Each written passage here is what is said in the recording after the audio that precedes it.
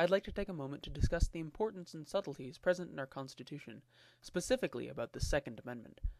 I'm not sure if you, listening to this, know exactly what the Second Amendment says right off the top of your head, so let's take a look. A well-regulated militia, being necessary to the security of a free state, the right of the people to keep and bear arms shall not be infringed. Seems simple, right? But let's break this down a little bit. When most people refer to the Second Amendment in argument or discussion, they assume it as a document that allows free possession of firearms for individuals.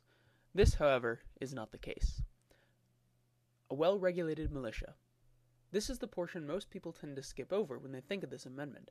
However, it is extremely important in terms of this record. The Founding Fathers understood the importance in the wording of a sentence, and therefore not a single word in the amendments should be taken without consideration. The portion referring to the militia is a statement by the Founders that the people should have the right and privilege to fight against an enemy whether outside the government or within it, and have with them a powerful tool for that fight. Now, keep in mind, during the days of Franklin, Hancock, et al., a gun was not the military death weapon it is today. It was a way to accentuate the power of a group of people, and not designed to simply mow down everything in sight. It was as much a physical weapon as a mental weapon, and was used as such. Let's move on to the rest of the document. Being necessary to the security of a free state. This should be rather self-explanatory, but I will elaborate. When the piece says free state, the capitalization is important. It means it refers not only to the individual states, but to the idea of a union. Again, this phrase stresses the importance of wording. The words security and free have more ideas behind them than just their bare dictionary definitions. Security here means more than just safety. It encompasses the solidarity and unity that this amendment and the whole of the Constitution are trying to explain. Free is also a word that refers to more than just our traditional image of freedom, i.e. liberty and justice, etc.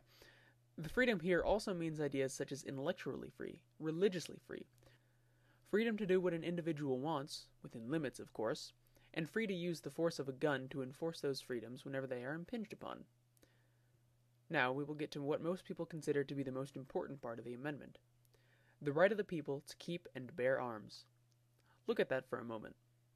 See that in no way does it say use these weapons. Again, we see the clever subtleties the Founders used while writing the Constitution. Yes, it is true that the Founders most likely meant that they wished people to actually use the weapons. However, it is written in a way that gives more importance to the actual wording. Keep in mind, this phrase actually means what one would expect, having an object that belongs to an individual. However, bear does have more behind it than just shooting a gun. When the Founders wrote bear, they meant it in the same sense that one would describe bearing a flag or bearing a document, holding it up for those to see, to give added weight to the gravity of a situation. Again, we see how the creation and use of a gun in a psychological fashion is actually more important than the actual firing of it.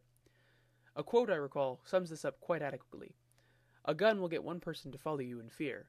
An idea will get 100 people to follow you in love. Finally, we come to the last portion. Shall not be infringed. This really works as a great way to explain the intent of the document. The whole ideology of the amendments is for personal liberties to be protected against infringement. The Founders knew that people would fight in the future. It is human nature. They also knew they must do what they could to protect our fledgling nation from destroying itself from within, either by corrupt leaders or public strife. So, are people allowed to use guns? Yes, they are. However, when people use them in a fashion that does not honor the intention of the Founding Fathers and the Second Amendment, when guns are simply used as an excuse to kill, that is when we as a people should step in and re-examine the document that our nation is based upon.